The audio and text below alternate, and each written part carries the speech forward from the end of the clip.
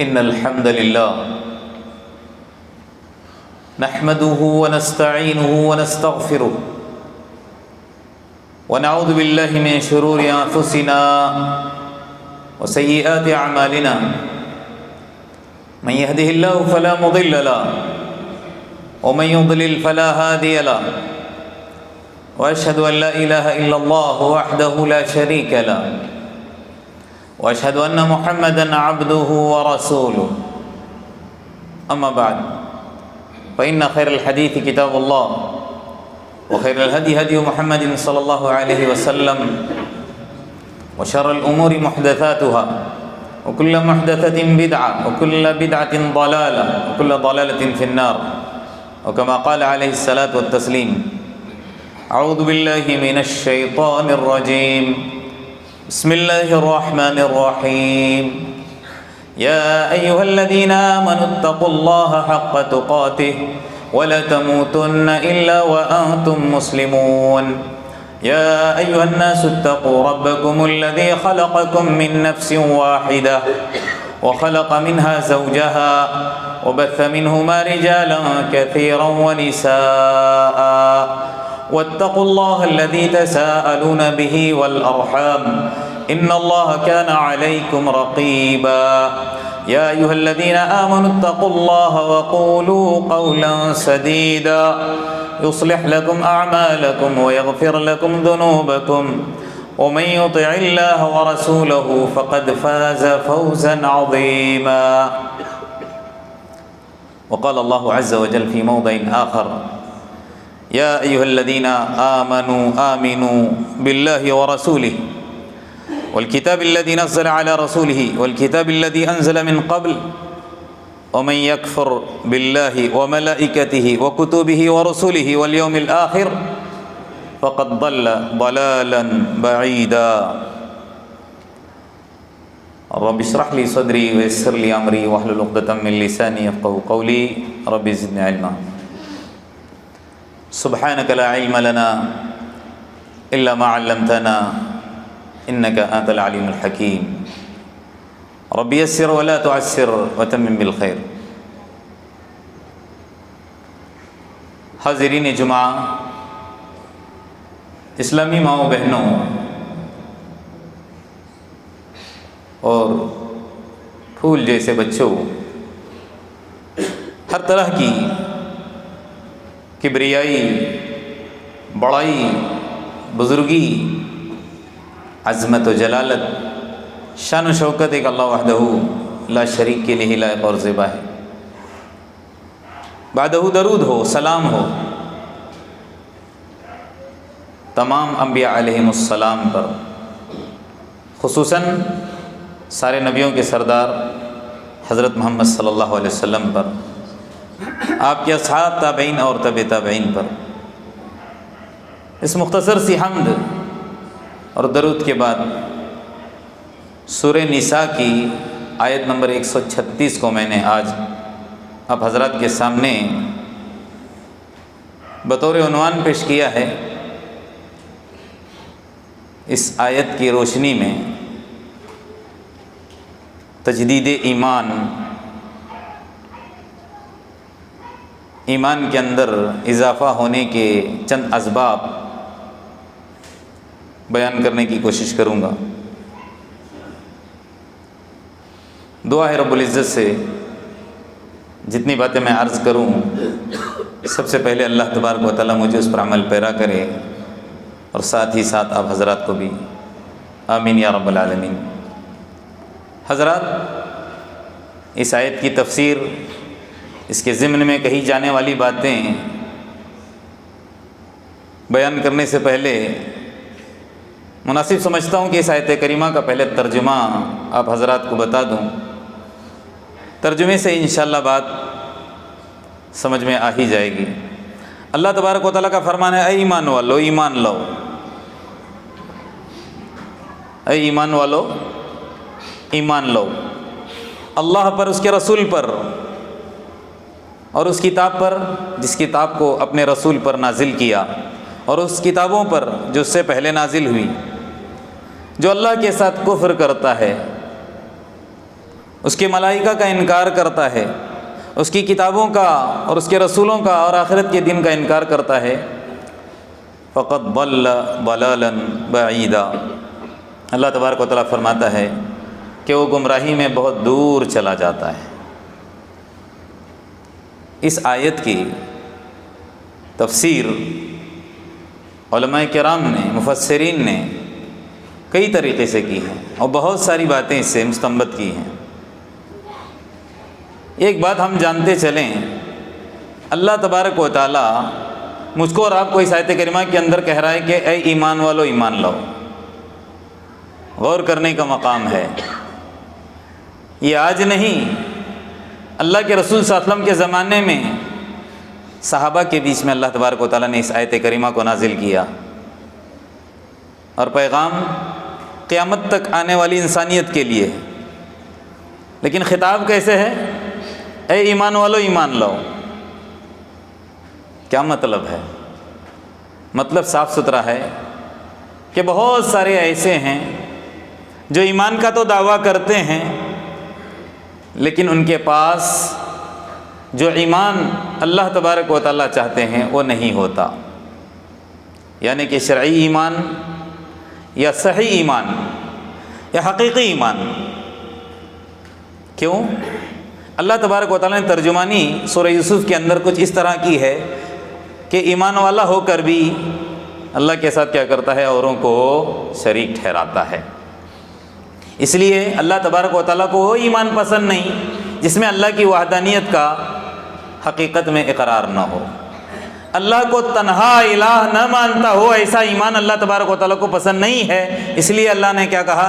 اے ایمان والو کیا کرو؟ ایمان لاؤ۔ کیونکہ اللہ نے سورہ یوسف کے اندر کیا کہا؟ وَمَا يُؤْمِنُ أَكْثَرُهُمْ بِاللَّهِ إِلَّا وَهُمْ مُشْرِكُونَ۔ دنیا کے اندر بہت سارے ایمان کا دعویٰ کرنے والے ہیں، لیکن اپنے ایمان کے ساتھ وہ اوروں کو شریک ٹھہراتے ہیں، جو چیز اللہ تبارک و تعالیٰ کو بالکل پسند نہیں ہے۔ تو لہٰذا وہ کیا اسباب ہیں جس کی وجہ سے اللہ تبارک و تعالیٰ نے مجھ کو اور آپ کو یہ کہا کہ اے ایمان والو ایمان لاؤ؟ سب سے پہلی وجہ جاننے کی کوشش کریں گے کہ ایمان لانا ہے، کیسے ایمان لانا ہے، کون ہے ہمارے لیے معیار جن کو سامنے رکھ کر ہم اپنے ایمان کا جائزہ لیں یا اپنے ایمان کو جانچیں۔ کون سی ہے وہ کسوٹی؟ کون ہے وہ لوگ جن کو سامنے رکھتے ہوئے ہم اپنے ایمان کو جانچیں؟ اللہ تبارک و تعالیٰ نے یہ بات بھی اپنے کلام اللہ کے اندر فرمائی۔ کیا فرمایا؟ فَإِنْ آمَنُوا بِمِثْلِ مَا آمَنْتُمْ بِهِ فَقَدْ اهْتَدَوْا۔ اللہ کے رسول صلی اللہ علیہ وسلم کے صحابہ کسوٹی ہیں، معیار ہیں، ان کو سامنے رکھتے ہوئے، ان کے ایمان کو دیکھتے ہوئے مجھ کو اور آپ کو اپنے ایمان کی جانچ کرنی ہے۔ کیا فرمایا اللہ نے؟ اگر یہ ایمان لائیں گے قیامت تک آنے والی انسانیت، کیسے؟ اے صحابہ جیسے تم ایمان لائے ہو، کیا ہو جائے گا پھر؟ فقد اہتدوا، حقیقت میں وہ کیا ہوں گے؟ راہیاب ہوں گے، ہدایت پر ہوں گے۔ مطلب کیا ہوا؟ کہ ایمان کا دعویٰ کرنے والے بہت سارے ایسے ہیں جو اللہ کے ساتھ شریک ٹھہراتے ہیں، اور صحابہ کرام کی واحد ایسی جماعت جنہوں نے اللہ تبارک و تعالیٰ کی ذات کو سمجھا تھا، اللہ کی معرفت حاصل کی تھی، کبھی بھی انہوں نے اللہ کے ساتھ کسی اوروں کو شریک نہیں ٹھہرایا۔ تو لہٰذا کیسے وہ ایمان لائے، ان کا کیسے ایمان تھا، اس طرح اگر ہم ایمان لائیں گے، اپنے ایمان کو جانچیں گے، تو اللہ تبارک و تعالیٰ فرماتا ہے کہ ہم ہدایت پر ہیں۔ دوسرا سبب جس سے اللہ تبارک و تعالیٰ نے کلام اللہ کے اندر ایمان والوں سے خطاب کرتے ہوئے کہا اے ایمان والو ایمان لاؤ، کیا سبب ہے پتہ ہے؟ ہم کپڑا پہنتے ہیں نا، نیا لاتے ہیں، مہینہ دو مہینہ خیال اس کا اچھی طرح سے رکھتے ہیں، اچھی طرح سے دھوتے ہیں، پریس وغیرہ کر کے پہنتے ہیں، تھوڑی مدت تک کیا لگتا ہے؟ بڑا نیا ہے، بہت اچھا ہے، لیکن ایک دور اس کے اوپر آتا ہے، یہ کپڑا کیا ہو جاتا ہے؟ کیا ہو جاتا ہے؟ پرانا ہو جاتا ہے، بوسیدہ ہو جاتا ہے، اور سفید کپڑا خصوصاً دیکھنے کے لائق نہیں رہتا۔ جیسے جیسے وقت گزرتا ہے وہ سفیدی اس کے اندر کی ختم ہوتی جاتی ہے، بوسیدہ ہو جاتا ہے، رنگ ہی بدل جاتا ہے۔ ایسے ہی جیسے دنیا کی چیزیں بوسیدہ ہوتی ہیں، کپڑا پرانا ہوتا ہے، چیزیں پرانی ہوتی ہیں، چیزیں خراب ہوتی ہیں، اس کو زنگ لگتا ہے، ایسے ہی میرا اور آپ کا ایمان بھی بوسیدہ ہوتا ہے۔ صحیح حدیث ہے اللہ کے رسول صلی اللہ علیہ وسلم کی، کیا فرماتے ہیں اللہ کے رسول صلی اللہ علیہ وسلم؟ ان الایمان لیخلق فی جوف احدکم، مثال کیا دیا؟ کما یخلق الثوب۔ اللہ کے رسول نے فرمایا ایمان بھی تمہارے دلوں کے اندر یا تم میں سے کسی کے پیٹ یا دل کے اندر، اللہ تبارک و تعالیٰ فرماتا ہے اللہ کے رسول کی زبانی پرانا ہوتا ہے، جیسے کہ کپڑا پرانا ہوتا ہے۔ تو لہٰذا مجھ کو اور آپ کو کیا کرنا ہے؟ اللہ کے رسول نے تعلیم دی ہے، فاسألوا اللہ تبارک و تعالیٰ سے مانگو۔ کیا مانگو؟ ان یجدد الایمان فی قلوبکم، کہ اللہ تبارک و تعالیٰ تمہارے دلوں کے اندر ایمان کی تجدید کرے، یعنی کہ میرا اور آپ کا ایمان پرانا ہوتا ہے، لہٰذا اس کا خیال رکھنے کے لیے، اس کو نیا کرنے کے لیے کس سے دعا کرنا ہے؟ کس سے طلب کرنا ہے؟ کس کو بتانا ہے؟ اللہ تبارک و تعالیٰ کی ذات کو، کہ اللہ ہمارے دلوں کے اندر ایمان کیا کر دے؟ راسخ کر دے، ہمارے دلوں کے اندر ایمان کی تجدید ہو، ہمیشہ ہمارا ایمان نیا رہے، بوسیدہ نہ ہو۔ ہمارے ایمان کے اندر تازگی کے لیے اللہ تبارک و تعالیٰ کے پاس دعا مانگنی چاہیے۔ تیسری وجہ جس کی وجہ سے اللہ تبارک و تعالیٰ نے اپنے کلام اللہ کے اندر کیا فرمایا؟ اے ایمان والو ایمان لاؤ۔ ہم سبھی جانتے ہیں بخاری کی تمام کتابوں کے اندر، احادیث کی کتابوں کے اندر، اگر کسی کتاب کو تمام کتابوں میں قرآن کے بعد افضلیت کا درجہ ہے تو وہ کون سی کتاب ہے؟ بخاری کی کتاب۔ اس بخاری کی کتاب کے اندر امام بخاری رحمہ اللہ نے کتاب الایمان کا باب جو باندھا ہے وہ کیسے باندھا ہے؟ الایمان یزید وینقص، ایمان گھٹتا اور بڑھتا ہے۔ ایک وجہ کیا ہے کہ ایمان کے اندر کمی بھی ہوتی ہے، زیادتی بھی ہوتی ہے۔ اس سے کیا معلوم ہوا؟ ایمان کے مرتبے ہیں، ایمان کے درجات ہیں۔ خود امام بخاری رحمۃ اللہ علیہ فرماتے ہیں کہ 1000 سے زائد بڑے بڑے علماء سے میری ملاقات ہوئی اور سبوں کی زبانی سنا کہ ایمان کے اندر کمی اور بڑھوتری ہوتی رہتی ہے۔ اور اسی سے آپ اندازہ لگاؤ اللہ کے رسول صلی اللہ علیہ وسلم کے جلیل القدر صحابی ایک دفعہ ایسے ہی نکل پڑے، کیا کہتے ہوئے؟ نافق حنظلہ، نافق حنظلہ۔ ذرا جملے پر غور کریں، قصے کو دھیان سے سنیں کہ ایمان کیسے گھٹتا ہے اور ایمان کیسے بڑھتا ہے، ایمان کے کیسے مراتب ہیں، کیسے درجات ہیں، اور کیسے اس کی مجھ کو اور آپ کا حفاظت کرنی ہے۔ ذرا سنیں، کہتے ہوئے باہر نکلے بازار کے اندر کہ حنظلہ تو منافق ہو گیا، حنظلہ تو منافق ہو گیا۔ جملہ زبان پر کیا ہے؟ نافق حنظلہ، نافق حنظلہ۔ راستے میں ملاقات ہوئی کس کی؟ حضرت ابوبکر رضی اللہ عنہ کی۔ پوچھنے لگے کیا ماجرا ہے، کیوں چلا رہے ہو؟ ہے ابوبکر، اے میرے دوست، میں منافق ہو گیا، میں منافق ہو گیا۔ ارے کیا ہوا؟ کون سی ایسی بات پیش آئی؟ کون سا ایسا حادثہ رونما ہوا جس کی وجہ سے تم کہہ رہے ہو کہ منافق ہو گئے؟ کہاں جہاں تک میں سمجھتا ہوں، میں جب اللہ کے رسول صلی اللہ علیہ وسلم کی محفل میں، مجلس میں رہتا ہوں تو میرا ایمان اعلیٰ سطح کا ہوتا ہے، جنت اور جہنم کو اپنی آنکھوں کے سامنے پاتا ہوں، اور جب گھر میں جاتا ہوں، بیوی بچوں کے اندر رہتا ہوں، ان کے ساتھ وقت گزارتا ہوں، تو یہ ساری چیزیں میری غائب ہو جاتی ہیں آنکھوں سے۔ تو یہی تو نفاق ہے کہ اللہ کے رسول صلی اللہ علیہ وسلم کے سامنے کچھ اور ان کے پیٹھ پیچھے کچھ اور۔ جب یہ جملہ اپنی زبان سے نکالا حضرت حنظلہ رضی اللہ عنہ نے، حضرت ابوبکر رضی اللہ عنہ بھی ان کے ساتھ اتفاق کرنے لگے، کہا یہ معاملہ تو میرے ساتھ بھی ہے، چلو دونوں چلتے ہیں اللہ کے رسول صلی اللہ علیہ وسلم کے پاس، اور انہی سے جا کر پوچھتے ہیں کہ آخر مسئلہ کیا ہے، کیوں ایسے کیفیت ہوتی ہے، کہیں ہم حقیقت میں منافق تو نہیں ہوئے؟ دونوں آتے ہیں اور اللہ کے رسول صلی اللہ علیہ وسلم کے سامنے حضرت حنظلہ جو ماجرا ہے ان کے ساتھ جو چیز پیش آئی ہے وہ بیان کرتے ہیں۔ اللہ کے رسول صلی اللہ علیہ وسلم کا خالی جملہ سنیں، اس پر غور کریں۔ جب وہ سارا ماجرا اللہ کے رسول صلی اللہ علیہ وسلم کے سامنے سناتے ہیں تو کہتے ہیں یا حنظلہ واللہ لو تدومون علی ما تکونون عندی لصافحتکم الملائکہ علی الطرق ولکن ساعتا ساعتا یا حنظلہ، یہ جو کیفیت بیان کر رہے ہو کہ میرے سامنے کچھ اور گھر والوں کے ساتھ کچھ اور، یہ نفاق کی علامت نہیں ہے۔ جو کیفیت میری مجلس میں ہوتی ہے، اللہ کے رسول نے کہا، اللہ کی قسم کا، واللہ لو تدومون علی ما تکونون عندی، اللہ کی قسم جو کیفیت تمہاری میرے پاس حاضری کی صورت میں جو ہوتی ہے تمہاری کیفیت، وہی کیفیت اگر اپنے گھروں کے اندر ہو لصافحتکم الملائکہ، فرشتے تمہارے سے کیا کریں گے؟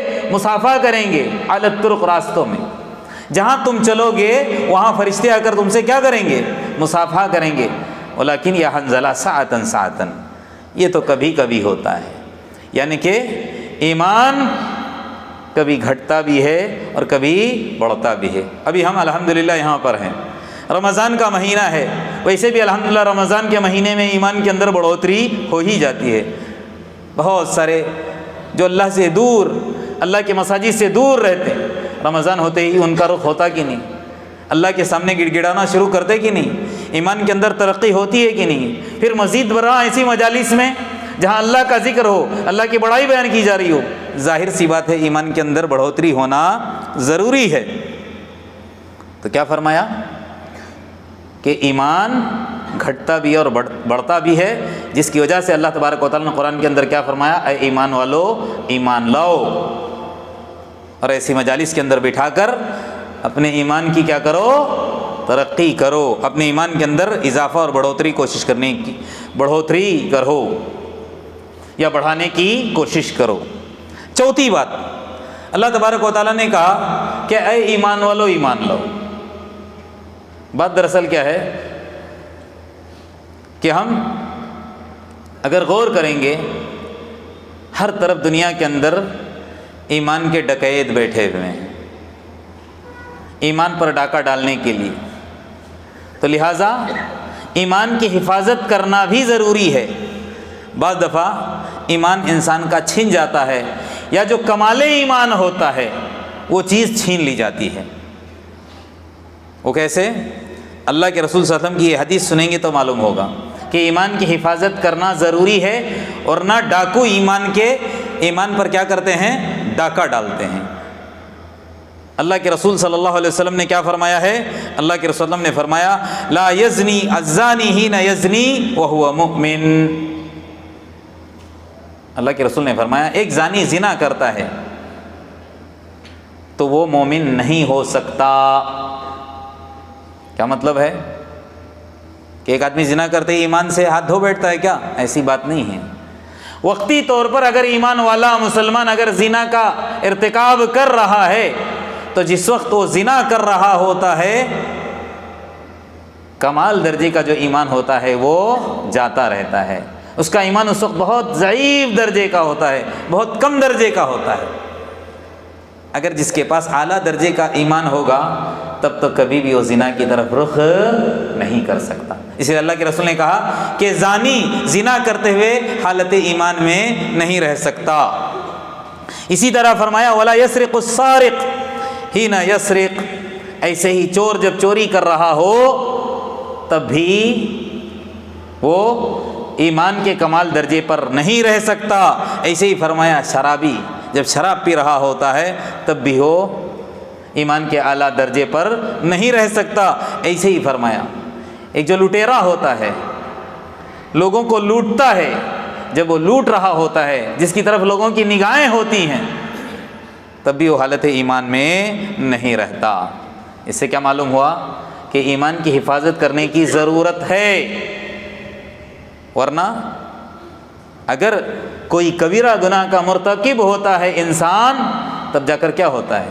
اس کا ایمان گھٹتا رہتا ہے، یا یوں سمجھیے جو درجے کا ایمان اللہ تبارک و تعالیٰ کو مطلوب ہے وہ نہیں رہتا. تو لہٰذا مجھ کو اور آپ کو اپنے ایمان کی حفاظت کرنے کی بے حد ضرورت ہے. ایک اور چیز ہے جس کی وجہ سے اللہ تبارک و تعالیٰ نے قرآن کے اندر کیا فرمایا؟ اے ایمان والو ایمان لاؤ.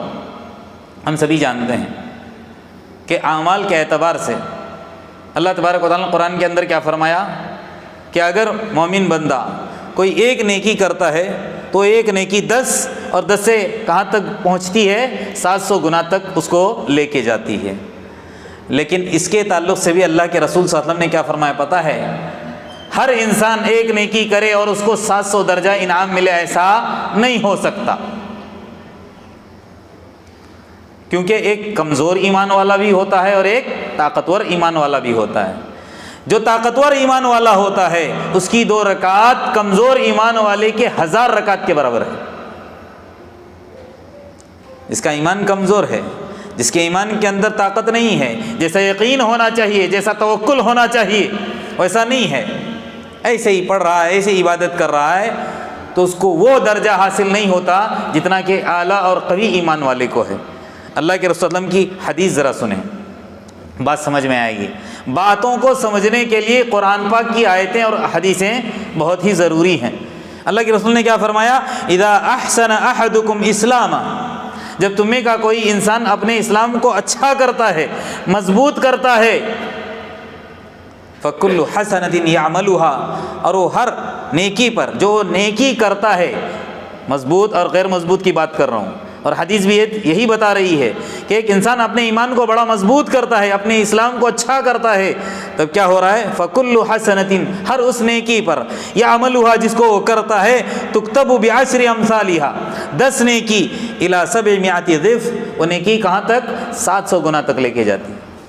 ایک نیکی کا بدلہ 700 درجہ اللہ تبارک و تعالیٰ اس صورت میں دیتا ہے جب ایمان اعلیٰ درجے کا ہوتا ہے اور مضبوط درجے کا ہوتا ہے.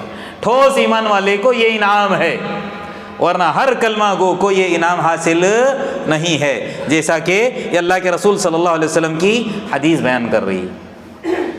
اتنی دیر سے میں کہہ رہا ہوں کہ اللہ تبارک و تعالیٰ کہہ رہا ہے کہ اپنے ایمان کو پرانا ہوتا ہے نیا کرو، ایمان کا مرتبہ ہے اس کو مضبوط کرو، اپنے ایمان کی حفاظت کرو، صحابہ کے ایمان کے سامنے اپنے ایمان کو رکھ کر جانچو پڑتال کرو، ہے کہ نہیں؟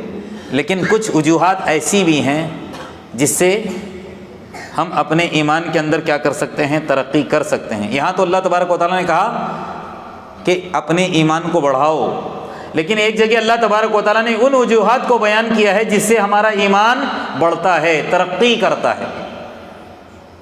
2-3 وجوہات بتا کر میں اپنی بات انشاءاللہ ختم کروں گا. سب سے پہلی وہ بات جس سے میرے اور آپ کے ایمان کے اندر اضافہ ہوتا ہے، کنفرم ہے ایمان ہمارا بڑھتا ہے. آپ لوگوں نے سورہ کہف کو پڑھا ہوگا، سورہ کہف کی تلاوت کی ہوگی. اللہ تبارک و تعالیٰ نے اصحاب کہف کا ذکر کیا ہے. چند نوجوان تھے جنہوں نے آپس میں ایک دوسرے کی صحبت کو نہیں چھوڑا. سارے کے سارے کیا تھے؟ ایمان والے تھے اور آپس میں ایک دوسرے سے جڑے ہوئے تھے. ایسی محفل میں نہیں جاتے تھے جس سے ان کے ایمان کے اندر کمی ہو، کوتاہی ہو، ایمان ان کا نقصان کر جائے. اللہ تبارک و تعالیٰ نے ان کا ذکر کرنے کے بعد قرآن پاک کے اندر کیا کہا ہے کہ وَاصْبِرْ نَفْسَكَ مَعَ الَّذِينَ يَدْعُونَ رَبَّهُمْ بِالْغَدَاةِ وَالْعَشِيِّ يُرِيدُونَ وَجْهَهُ. یعنی ایمان والوں کی صحبت ایک ایسی چیز ہے، ایک ایسی شے ہے جس سے ایمان کے اندر کیا ہوتا ہے؟ اضافہ ہوتا ہے. مطلب کیا ہوا؟ ہم جن کے ساتھ اٹھتے بیٹھتے ہیں ذرا ان کی طرف بھی نگاہ دوڑائیں. بعض دفعہ صحبت بھی کیا ہوتی ہے؟ انسان کو بگاڑ دیتی ہے. اس لیے کیا کہا جا رہا ہے؟ صحبت صالح ترا صالح کنت. اچھے لوگوں کی صحبت اختیار کریں گے اچھے بنیں گے. صحبت طالح ترا طالح کنت. اگر ہم بروں کی صحبت اختیار کریں گے تو ہم کیا ہو جائیں گے؟ برے ہو جائیں گے اور ان کے اثرات ہمارے اوپر پڑیں گے. تو لہٰذا اللہ تبارک و تعالیٰ نے اپنے نبی سے کہا ہے، نبی سے اللہ تبارک و تعالیٰ کہہ رہا ہے کہ تیری امت کے اندر، تیرے ساتھیوں کے اندر، تیری برادری کے اندر ایسے بھی ہیں جو ہمہ وقت اللہ کی رضا چاہتے ہیں، اللہ کو یاد کرتے ہیں، صبح شام اللہ کا ذکر کرتے رہتے ہیں، ان کے ساتھ تم اپنے آپ کو بٹھائے رکھنا۔ اصبر نفسک مع الذین یدعون ربہم، تم ان کے ساتھ اپنے آپ کو لگائے رکھنا جو اپنے رب کو پکارتے ہیں بالغداۃ والعشی، صبح اور شام، اور ان کا کام کیا ہے؟ یریدون وجہہ، وہ اللہ تبارک و تعالیٰ کی رضا چاہتے ہیں، وہ اللہ کی خوشنودی چاہتے ہیں۔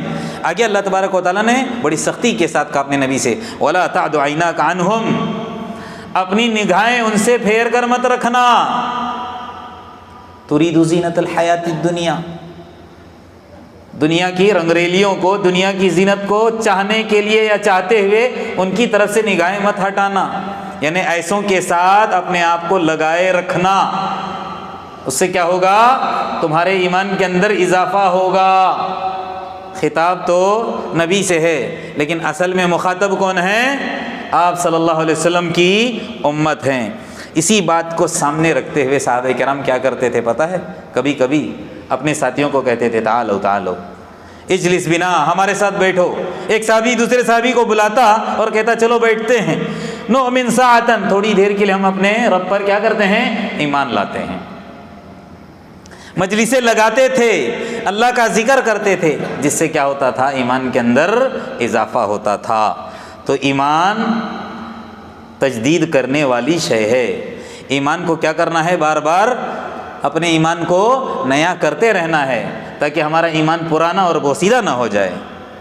ایک اور بات ہے جس کی وجہ سے ہمارا ایمان کنفرم بڑھتا ہے، وہ کیا ہے؟ قرآن کا سننا۔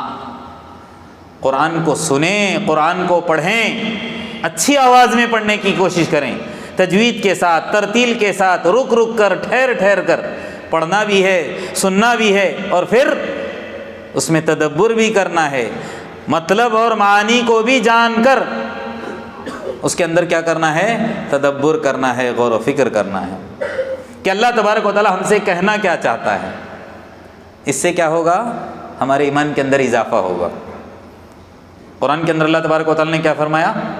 انما المؤمنون الذین اذا ذکر اللہ وجلت قلوبہم، کہتا اللہ تبارک و تعالیٰ۔ اللہ کے مومن بندے کون ہیں؟ جب ان کے سامنے اللہ کا ذکر ہوتا ہے وجلت قلوبہم، ان کے دل دہل جاتے ہیں۔ آج ہمارے سامنے قرآن کی تلاوت ہوتی ہے، بڑی پیاری آواز میں بھی پڑھتے ہیں، مطلب نہ سمجھنے کی وجہ سے ہمارا دل دہلتا نہیں ہے۔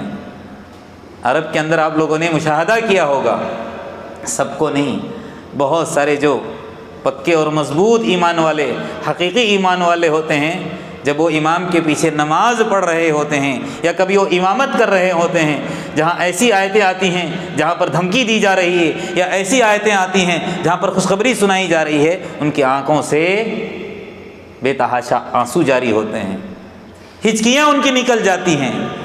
اور یہ حقیقت میں ایمان والوں کی علامت اللہ کہہ رہا ہے، انما المؤمنون اذا ذکر اللہ، مومنین کون ہیں؟ جب اللہ کا ذکر ان کے سامنے ہوتا ہے وجلت قلوبہم، ان کے دل دہل جاتے ہیں۔ اور آگے کیا فرمایا؟ یہ تو اس موضوع سے جڑی ہوئی بات ہے کہ ایمان اضافہ ہوتا، کہا نا میں نے، قرآن پڑھنے سے، سمجھنے سے، سننے سے، سنانے سے۔ کیا کہا جا رہا ہے یہاں پر؟ وَإِذَا تُلِيَتْ عَلَيْهِمْ آیَاتُ، جب مومنین کے سامنے اللہ کے کلام اللہ کی آیات پڑھی جاتی ہیں، زادتہ ایمانا، وہ آیات ان کے کیا کرتی ہیں؟ ایمان کے اندر اضافہ کرتی ہیں۔ وَعَلَىٰ رَبِّهِمْ يَتَوَكَّلُونَ، اور حقیقت میں یہ کیا ہیں؟ اللہ پر توکل کرنے والے ہیں۔ تیسری بات، آخری بات انشاءاللہ، ویسے بہت سارے اسباب ہیں جس سے ہمارا ایمان کنفرم بڑھتا ہے۔ تیسری بات وہ کون سی ہے؟ تدبر، غور و فکر۔ یہ دنیا کی جتنی بھی چیزیں دیکھ رہے ہیں، چاہے زمین ہو، آسمان ہو، پہاڑ ہوں، سمندر ہوں، ندیاں ہوں، نالے ہوں، جانور ہوں، چرند ہوں، پرند ہوں، کیڑے مکوڑے، حشرات الارض، یہ سارے کے سارے ایسے ہیں، ان کے اوپر اگر ہم غور کریں گے، تدبر کریں گے تو کیا ہوگا؟ تو کیا ہوگا؟ ہمارے ایمان کے اندر اضافہ ہوگا۔ ہم یہ ساری چیزیں سائنسدانوں کے ساتھ خاص کر دیتے ہیں، ان کا کام غور کرنا ہے، ان کا کام تدبر کرنا ہے۔ نہیں نہیں، اصل میں حقیقت میں مومنین کا کام ہے کہ اللہ کی بنائی ہوئی جتنی بھی پیدا کردہ چیزیں ہیں، اللہ کی مخلوقات ہیں ساری کی ساری، ان کے اوپر کیا کرنا ہے؟ تدبر کرنا ہے، کیونکہ حدیث کے الفاظ کیا ہیں؟ وَفِي كُلِّ شَيْءٍ لَهُ آیَةٌ، ہر چیز کے اندر اس کے لیے نشانی ہے۔ کس کے لیے؟ کس کے لیے؟ خالق کائنات کے لیے، ہر چیز کے اندر اس کے لیے نشانی ہے۔ تدل علی انہ واحد، اور وہ نشانی کیا بتاتی ہے؟ کہ اللہ کی ذات ایک ہے، تنہا ہے۔ اسی لیے تفکروا فی آلاء اللہ ولا تفکروا فی اللہ، اللہ کی پیدا کردہ چیزوں میں تفکر کرو، اللہ کی ذات کے بارے میں غور مت کرنا۔ شیطان غلط جگہ گمراہی کی طرف لے کے جاتا ہے۔ اللہ کی بنائی ہوئی چیزوں پر غور کرنے سے ہی انگ ہمارا یہ کہے گا کہ ہے ایک ذات جس نے اس کو پیدا کیا ہے، یہی الفاظ ہیں نا۔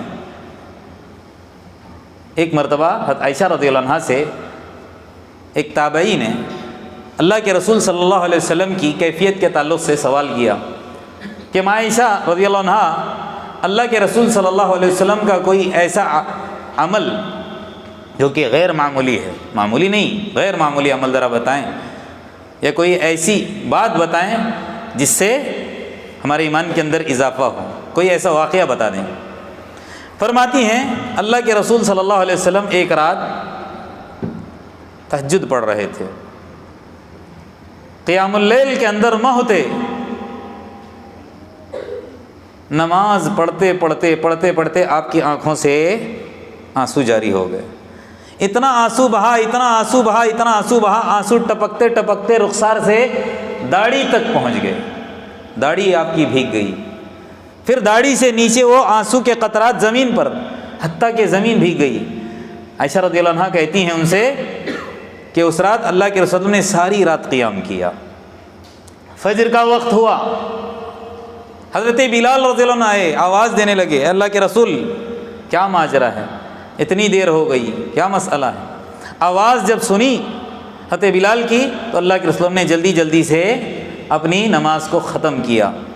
پوچھا کہ اللہ کے رسول روزانہ ہم آپ کو دیکھتے ہیں، لیکن آج کیا ہے ایسی کیفیت، کیا ایسا معاملہ ہوا، کیا بات پیش آئی کہ اس قدر آپ رو پڑے اور اتنی دیر تک نماز کے اندر ہی لگے رہے؟ اللہ کے رسول نے فرمایا لقد انزلت علی اللیلہ آیہ، آج رات مجھ پر ایک ایسی آیت اتری ہے کہ اللہ تبارک و تعالیٰ نے کہا ویل لمن قرأہا، ہلاکت ہے اس انسان کے لیے جو اس آیت کو پڑھے ولم یتدبر فیہا، اور اس کے اندر وہ غور نہ کرے، تدبر نہ کرے۔ تو یہ چیز مجھے کھائی جا رہی تھی، جس کی وجہ سے میری آنکھوں سے آنسو جاری ہو گئے۔ اور وہ آیت کون سی ہے؟ ان فی خلق السماوات والارض واختلاف اللیل والنہار لآیات لأولی الالباب۔ آیت کون سی ہے؟ کہ آسمانوں اور زمین کے پیدا کرنے میں، رات اور دن کے اختلاف آنے جانے میں لآیات نشانیاں ہیں، کس کے لیے؟ لأولی الالباب، عقل مندوں کے لیے۔ اور وہ عقل مند کون ہیں؟ الذین یذکرون اللہ، جو کیا کرتے ہیں؟ اللہ کا ذکر کرتے ہیں، قیاما وقعودا، حالت قیام میں بھی، بیٹھے ہوئے ہیں تب بھی، وعلی جنوبہم، اور پہلو کے بل، یعنی بسترے پر بھی ہیں، سو رہے ہیں تب بھی زبان سے اللہ کا ذکر جاری ہے۔ وَيَتَفَكَّرُونَ، خالی اللہ کا ذکر نہیں کرتے، وَيَتَفَكَّرُونَ، اور وہ تفکر کرتے ہیں، تدبر کرتے ہیں، سوچتے ہیں، فی خلق السماوات والارض، آسمانوں اور زمین کی تخلیق کے بارے میں۔ اور زبان سے کیا نکلتا ہے؟ ربنا، اے ہمارے رب، ما خلقت ھذا باطلا، اے ہمارے رب تو نے اس چیز کو بیکار پیدا نہیں کیا ہے۔ اور آگے ان کی زبان سے کیا نکلتا؟ سبحانک، سبحانک۔ یہ ساری چیزیں غور اور تدبر کے بعد ہوتا کیا ہے؟ کہا نا، کہنے پر مجبور ہو جاتا ہے کہ یہ ساری چیزوں کو پیدا کرنے والا تو ہے، اور تیری ذات پاک ہے ہر نقائص سے اور ہر عیب سے۔ سبحانک، تیری ذات پاک ہے، فقنا عذاب النار، اے اللہ تو ہم کو جہنم کی آگ سے بچا لے۔ جب غور کرتا ہے تو انسان کو معلوم ہوتا ہے کہ مرنا ہے، اللہ کے سامنے پیشی ہے، جنت ہے، جہنم ہے، تو جہنم کی ہولناکیوں سے اللہ تو ہماری حفاظت فرما، اس طرح کا جملہ انسان سے نکلتا ہے۔ تو یہ ساری باتوں کا خلاصہ کلام کیا نکلا؟ کہ ایمان گھٹتا بھی ہے، بڑھتا بھی ہے، ایمان پرانا بھی ہوتا ہے. تو لہٰذا مجھ کو اور آپ کو ایمان کی فکر کرنے کی بہت ہی ضرورت. اس سے بڑھ کر سرمایہ، اس سے بڑھ کر دولت، اس سے بڑھ کر اللہ کی طرف سے مجھ کو اور آپ کو ملنے والا انعام اور کوئی ہو نہیں سکتا. اس کو حفاظت کرنا اس لیے بھی ضروری ہے، اگر اس کا کنیکشن خالی دنیا کی حد تک رہا، اللہ میرے اور آپ کی حفاظت کرے، اور دنیا سے جاتے ہوئے یہ ہمارے ساتھ نہیں گیا، تو ہمیشہ کی ندامت، ہمیشہ کا افسوس اور ہمیشہ کا رونا ہے. تو لہٰذا اس کی حفاظت کرنا اور اس کو ساتھ میں لے جانے کی کوشش کرنا ہے.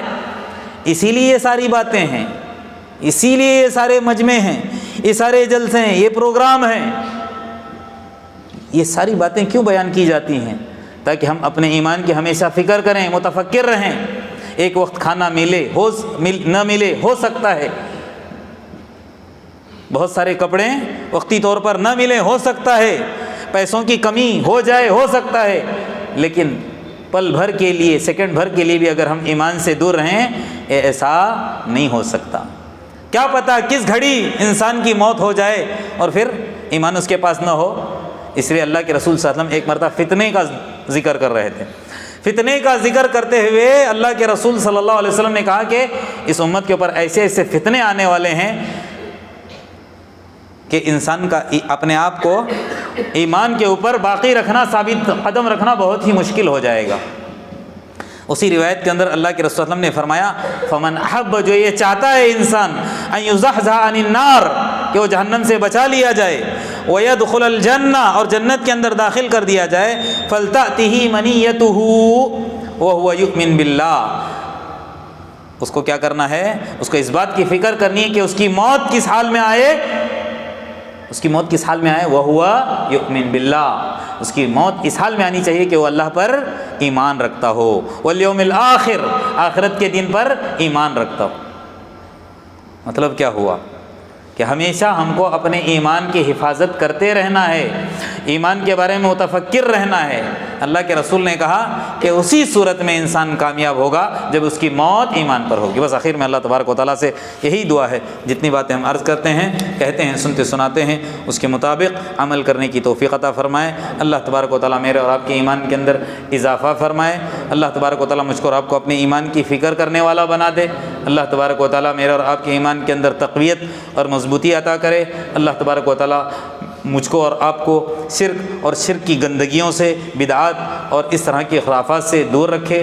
اللہ تبارک و تعالیٰ مجھ کو اور آپ کو ایسے اعمال کی توفیق عطا کرے جس سے اللہ تبارک و تعالیٰ راضی ہوتا ہے. ایسے اعمال سے اللہ تبارک و تعالیٰ میرے اور آپ کی حفاظت کرے جس سے اللہ ناراض ہوتا ہے. ہم میں جو پریشان حال ہیں، اللہ تبارک و تعالیٰ ان کی پریشانیوں کو دور کرے.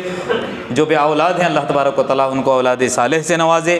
جو مقروضین ہیں، اللہ تبارک و تعالیٰ غیب سے ان کے قرضوں کی ادائیگی کی شکل صورتیں پیدا کرے. جو اللہ اس دنیا کے اندر جتنے بھی ناجائز مقدمات کے اندر ماخوذ ہیں، اللہ تبارک و تعالیٰ غیب سے ان کی خلاصی کے فیصلے فرمائے. اللہ تبارک و تعالیٰ اس رمضان مبارک کی صحیح معنی میں قدردانی کرنے کی توفیق عطا فرمائے. قرآن پاک کی تلاوت کرنے کی، تراویح کی پابندی کرنے کی، صدقہ و خیرات کرنے کی، خوب اذکار تسبیحات کرنے کی توفیق عطا فرمائے. آمین. وآخر دعوانا الحمد للہ رب العالمین. بارک اللہ لی ولکم فی القرآن العظیم ونفعنی وإیاکم بما فیہ من الآیات والذکر الحکیم. اقول قولی ھذا واستغفر اللہ لی ولکم ولسائر المسلمین من کل ذنب فاستغفروہ انہ هو الغفور الرحیم.